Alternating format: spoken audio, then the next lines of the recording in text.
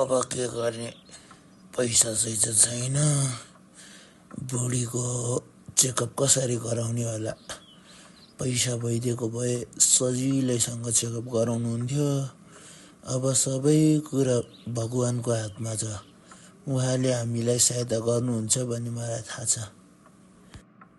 जसरी भए पनि बुढीको चेकअप त गराउनै पर्यो अब हस्पिटलतिर लगेर जानै पर्यो अब हेर्छु जसरी भए नि पैसा मिलाउनु पर्यो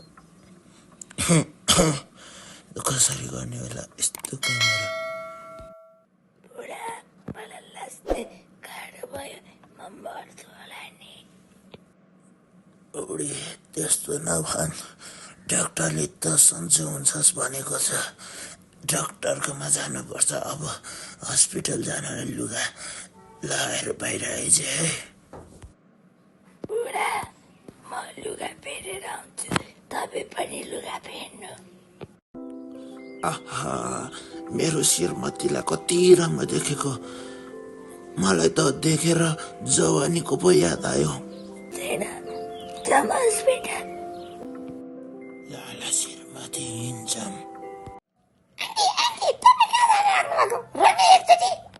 म डाक्टर सञ्जयलाई खोज्न आएको उहाँ कहाँ हुनुहुन्छ उहाँ बाहिर जानु भएको छ अहिले आउनु भएपछि म तपाईँलाई भन्छु तपाईँ उता गएर बस्दै गर्नु त्यो रुममा सर अघि नै एउटा आन्टी यहाँ आउनु भएको थियो मैले उहाँलाई उताको त्यो रुममा पठाइदिएको छु तपाईँ त्यहाँ गएर चेक गर्नुहोस् उहाँ कहाँ हुनुहुन्छ मलाई छिटोभन्दा छिटो मलाई त्यहाँ चेकअप गर्न जानु छ म तिमीलाई एउटा पेपरमा औषधिको लिस्ट दिन्छु छिटोभन्दा छिटो 10 मिनटमा ल्याएर आउने यहाँ त्यो एकदम इम्पोर्टेन्ट छ यो डाक्टरलाई पनि आज के भएको लिसाएर औषधि छिटो 5 मिनटमा ल्याऊ भन्नुहुन्छ 10 मिनटको बाटो छ उहाँ को नै हो र उहाँको कोही चिन्ने जस्तो गर्नुहुन्छ नमस्ते अङ्कल तपाईँ आउनुभयो आन्टीलाई अब म चेकअप गर्न लगाएको अहिले तपाईँ यहाँ एकछिन यता बस्दै गर्नुहोस् अङ्कल म उहाँलाई चेकअप गरेर आउँछु अनि उहाँको अपरेसन छिटोभन्दा छिटो गरिहाल्छु बाबु तिमीले चेकअप त गर्छु भन्यौ तर मसँग अहिले पैसा छैन कति जति लाग्ने हो मलाई भन म घर ब्याङ्कमा लोनमा राखेर भए पनि उसको अपरेसन छिटोभन्दा छिटो गर्नु पर्यो बाबु गरिदेऊ न ल अङ्कल अपरेसनहरू अरू खै के गर्दा गर्दै अङ्कल 5 लाख भन्दा बढी लाग्छ अङ्कल तपाईँले छिटोभन्दा छिटो त्यो ल्याइदिनु पर्यो ल ल बाबु तिमी गर्दै गर म आउँछु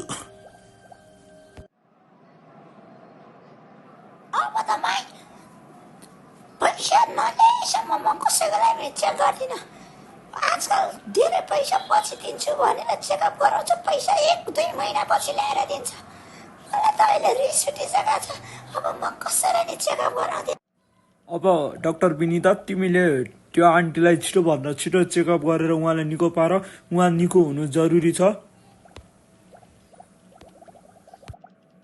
डाक्टर म अब चेकअप गर्दिनँ जबसम्म उहाँले पैसा ल्याएर दिनुहुन्न तबसम्म म चेकअपै गर्दिनँ र डाक्टर विनिता अरूलाई सहयोग गर्नु भनेको ठुलो धर्म हुन्छ भनेर मलाई एकजना सानो बेलामा एकजना अङ्कलले भन्नुभएको थियो त्यो अङ्कल उहाँ नै हो उहाँले मलाई बच्चा बेलामा सहयोग गर्नुभएको थियो र अहिले म उहाँलाई सहयोग गर्नुपर्छ भन्ने मलाई लाग्छ उहाँले सहयोग नगर्नु भएको भए म यहाँ अहिले तिमीहरूको माझमा डाक्टर भएर बस्दिन थियो होला उहाँले नै मलाई राम्रो मानिस बन्नको लागि एक अर्कालाई सहयोग गर्नुपर्छ भनेर उहाँले मलाई सिकाउनु भएको थियो त्यसैले म अहिले उहाँलाई सक्दो सहयोग गर्नेछु उहाँलाई केही पर्यो भने मलाई पनि नराम्रो हुनेछ उहाँको त्यो सहयोगको भावना म सबै विश्वमा फैलाउनको लागि नै म यहाँ डाक्टर बनेको यहाँका हरेक बिरामीहरूलाई म निको पार्न सकु भन्ने मेरो एउटा सानो इच्छा छ त्यही भएर उहाँलाई छिटोभन्दा छिटो तिमीले चेकअप गर अनि उहाँलाई निको पार्नुपर्छ हामीले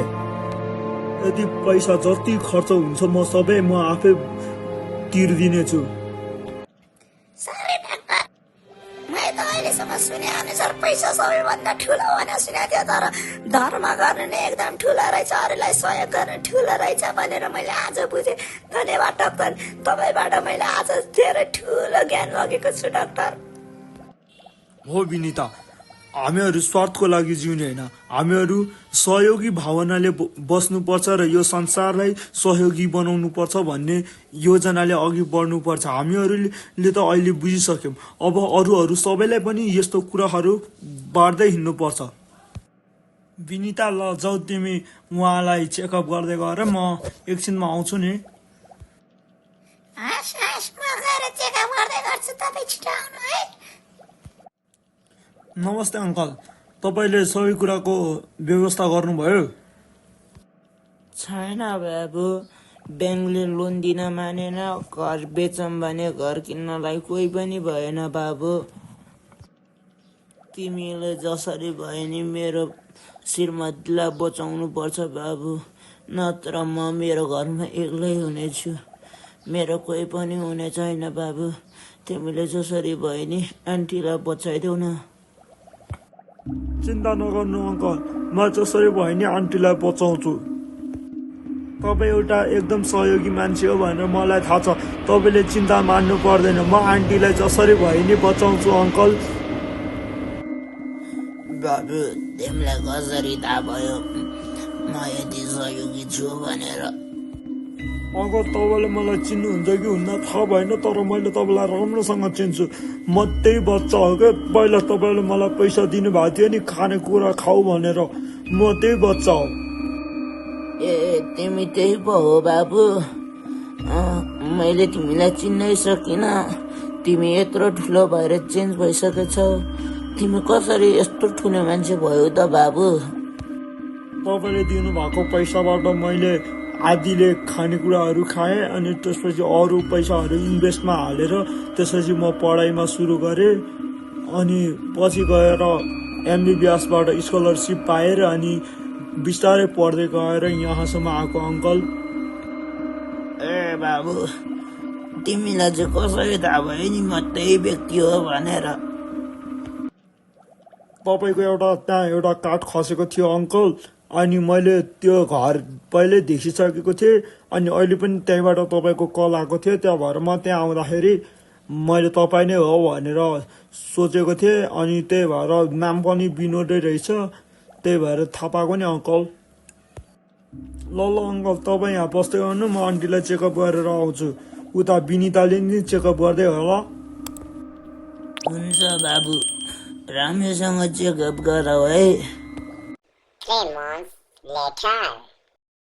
बुढा खाना खान आउनु, बुढा खाना खान आउनु। ल ल, आएँ बुढी। बुढा कति ढिलो गर्नु भएको? कति कराएको? ल ल, खाना पस्किदे। A few moments later. बुढा हेर्दै हेर्दै त हामी दुईजना त बुढाबुढी भइसक्यो है। हेर श्रीमती, जिन्दगी भने यस्तै नै हो, मानिसहरू धन सम्पत्तिको पछि धन सम्पत्ति खोज्न हिँड्छन्, तर लास्टमा माटोमै मिसिने हो भन्ने कुरा बिर्सिन्छन्। के गर्नु, अब मानिसलाई भने जिउनलाई धन सम्पत्ति चाहिनै पर्यो, त्यही भएर नै सबजना धन सम्पत्तिको पछि लाग्छन् होला। धन सम्पत्ति कमाउन लाग्दाखेरि परिवारलाई खुसी दिन सक्दैनन्, अनि के कुरा गर्ने, आफू लास्टमा जे भए पनि मरेरै जाने हो, माटोमै मिसिनु पर्ने भयो। हुनु त बुढा। सबैलाई धन्यवाद, तपाईँहरूले मेरो भिडियो पुरा हेरिदिनु भएकोमा। तपाईँहरू सबैले मेरो च्यानलमा सब्सक्राइब गर्नुहोस् र तपाईँको साथीहरूलाई सेयर गर्नुहोस्, अनि साइडमा भएको बेल आइकनमा बजाइदिनुहोस्, किनकि हामीहरूले यस्तै नयाँ नयाँ कन्टेन्टको भिडियोहरू हाल्दै जानेछौँ र तपाईँहरूले सुरुमा हेर्न पाउनुहुन्छ।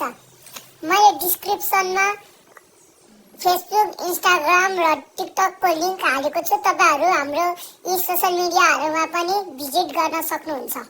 धन्यवाद।